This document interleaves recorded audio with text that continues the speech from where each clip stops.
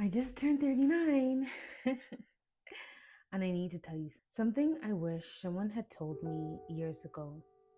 The same brain that keeps you up at 3 o'clock in the morning, the same brain that replays conversations you wish you had differently, the same brain that replays conversations you wish you had gone differently, the same brain that quietly whispers you're behind, isn't broken. It's doing exactly what it is designed to do. But here's the beautiful part. Your brain can change. The patterns it falls into aren't permanent. And one of the simplest practices researchers have studied for years is gratitude. I know, that sounds like something you've read on a coffee mug. Stay with me, because the science surprised me too. I spent most of my 30s in survival mode. As a nurse, I was helping people through some of the hardest moments of their lives. As a mom, I was carrying the emotional weight of a family. As a wife, I was trying to keep a household, a marriage, and myself together.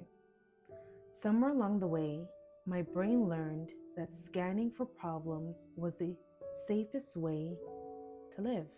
Always anticipating, always preparing, always bracing for impact.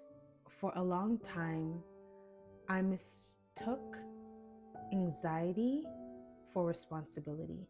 And if you've ever lived that way, you know how exhausting it is. Then something shifted. Not because life suddenly became easier. It started with a book, then another, and before I knew it, I had fallen into neuroscience rabbit hole. And what fascinated me wasn't just what I was learning about the brain, it was what I was learning about mine. As a nurse, I've spent years understanding the body. I've assessed vital signs. I've cared for patients through trauma. I understand what chronic stress can do physically, but I have never stopped long enough to ask, what has years of chronic stress been teaching my own brain? Here's what researchers know. Our brains have something called a negative bias. Thousands of years ago, the humans who noticed danger survived. Our brains became incredibly efficient at remembering what hurts, what felt threatening, what could go wrong. That's biology, not weakness, not failure. Honestly, just biology. But researchers have spent years studying something else.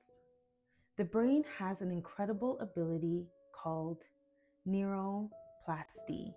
It's a new word for me, neuroplasticity. That's simply the brain's ability to adapt and strengthen the pathways we use often, the ones we use most often. It doesn't mean we can magically erase anxiety. It doesn't mean difficult thoughts disappear. It means our brains continue learning throughout our lives. Studies suggest that when people regularly practice genuine gratitude, brain activities change in areas involved with emotional regulation, perspective, and processing rewards. In simple terms, the brain responds to what we repeatedly pay attention to. And that completely changed the way I think about gratitude. Because gratitude isn't pretending everything is perfect. It's training your attention to notice that beauty exists alongside difficulty. So I started doing something incredibly small. Every morning, before I touch my phone, before emails, before social media, before the noise, I name 3 things that I'm grateful for. Not the obvious things, not the automatic answers, specific things. I'm thankful for my son laughed so hard yesterday, he couldn't catch his breath. I also was thankful for the sunlight on my bedroom floor, that first cup of coffee before the house wakes up. tiny moments, personal moments, real moments. And here's what surprised me: the negative thoughts didn't disappear, the stress didn't magically vanish. Life was still life. But I stopped believing those thoughts were the whole story. And honestly, that changed everything. This birthday felt different. Not because everything in my life is perfect, it isn't. Turning 39 came with questions: where I thought I'd be. Have I done enough? Is there still time for the dreams I haven't touched yet? Then I recognized something. That wasn't truth. That was my negative biases doing exactly what it inevitably will do: looking for what's missing, looking for what's uncertain, looking for danger.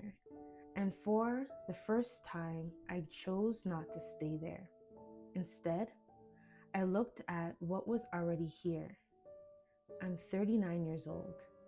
I have loved deeply. I survived seasons that honestly I wasn't sure if I would make it through. I get to care for people. I get to be a mother. I get to be a wife. And somewhere along the journey, I decided that my own voice mattered too. So I started this YouTube channel at 39. Not because I had something to figure out, but because I finally decided my story might help someone else feel a little less alone. If you're watching this, I want you to remember something. Your brain isn't your enemy. It's trying to protect you. It just wasn't designed to notice joy as automatically as it notices danger. That's where you come in. You get to gently teach it something new. Tomorrow morning, before the world asks anything of you, find 3 things: not perfect things, not impulsive things, real things, specific things: a conversation, a sunrise, the smell of breakfast, the way your children hug you, the act that you're still here. Do it again the next day and the next. Not because gratitude fixes everything, but because where we place our attention slowly shape how we experience our lives. I've turned 39 this week, and the greatest gift I gave myself wasn't wrapped in paper. It was permission to finally see life clearly. And what I wasn't a perfect life. It was a life I'd been busy surviving to fully appreciate, and that changed everything. This is Dear Ebony Rose. I'm learning to do my best and let God do the rest. See you next Sunday.